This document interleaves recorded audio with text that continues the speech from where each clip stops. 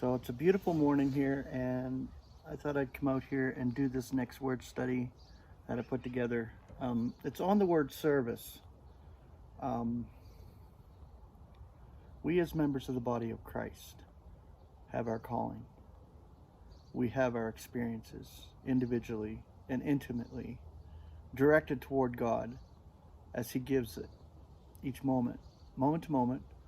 Um, Recognition and realization that God is operating all in accord with the counsel of His will, no matter what we think in our own relative state. Because literally, the relative viewpoint is here. The absolute viewpoint goes outside of time and space, where God is and Christ is next to God. In spirit, we're there in Christ. There's no question about it. Anybody who can realize this in their own individual walk, it's a blessing, and it gives you more peace. Peace of mind, peace in the heart, knowing that God is operating it all. Each one is given a service in the sense of being in Christ. And it's not something to do. A service is not really something to do. It is, as far as self is concerned, it's doing in the sense of what God does through you. And this is the service that is operating in each member of the body of Christ who have been called to do a service, whether it's for your fellow believers, upbuilding of the body. There's so much. And it's given only through a heart of love, which is God's love, through each individual believer that is called to do so. But anyway, the word service, in the Greek it's diakonia, and the English elements are through service. Now, the concordant definition, work done for the welfare of others. And this is interesting, dispensation, dispensing that which is served. So the word dispensation is associated with the word service because you're dispensing something, you're giving something out, and you're giving something back to whoever you're giving it to. I broke it down, the word service and the word dispensation. And it's beautiful. The scriptures come alive when you see it. These words are just so fantastic and so awesome to understand and learn and get a grasp of what they truly mean. Okay, so the scripture references for service. 1 Corinthians 12, 4 through 6. Now there are apportionments of graces, yet the same Spirit. And there are apportionments of services, and the same Lord. And there are apportionments of operations, yet the same God, who is operating all in all.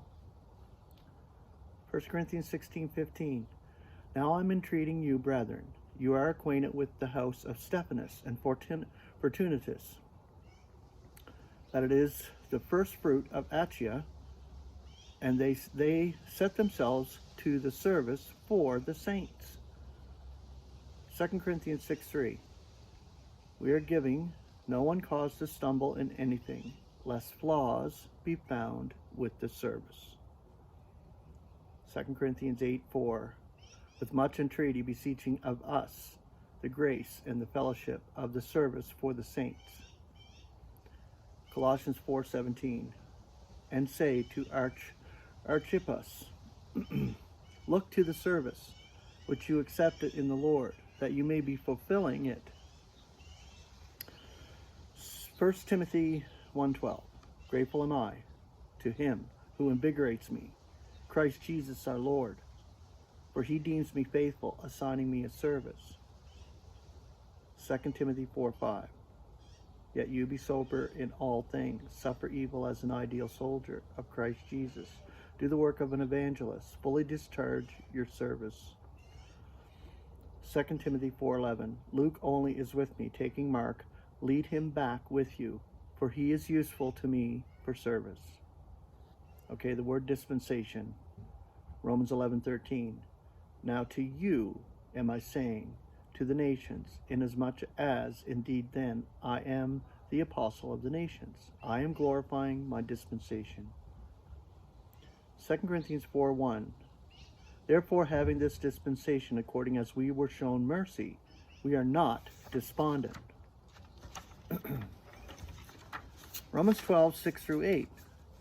Now having graces excelling in accord with the grace which is given to us, whether prophecy exercises it in accord with the analogy of the faith, or dispensing in the dispensation, or the teacher in teaching, or the entreater in entreaty, the sharer with generosity, the presider with diligence, the merciful one with glee.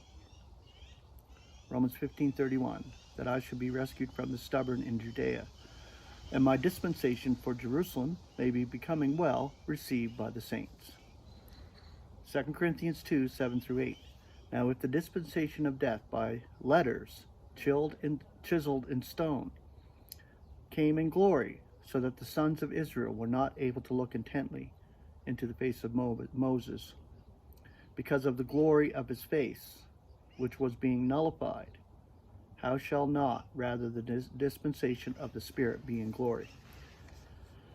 2 Corinthians 3:9. For if in the dispensation of condemnation is glory, much rather the dispensation of righteousness is exceeding in glory. Maybe you'll have a drink of coffee. I'm stumbling over words. I don't know why. Okay. 2 Corinthians chapter 5, verses 18-19. Yet all is of God, who conciliates us to himself through Christ, and is giving us the dispensation of the conciliation. How that God was in Christ, conciliating the world to himself, not reckoning their offenses to them, and placing in us the word of conciliation. And the last one, Ephesians 4:12-14. Toward the adjusting of the saints for the work of dispensing, for the upbuilding of the body of Christ, unto the end that we should all attain to the unity of the faith, and of the realization of the Son of God, to a mature man, to the measure of the stature of the complement of Christ, that we may be no means still be minors, surging hither and thither, and being carried about by every wind of teaching, by human caprice, by craftiness, with the view to the systematizing of the deception.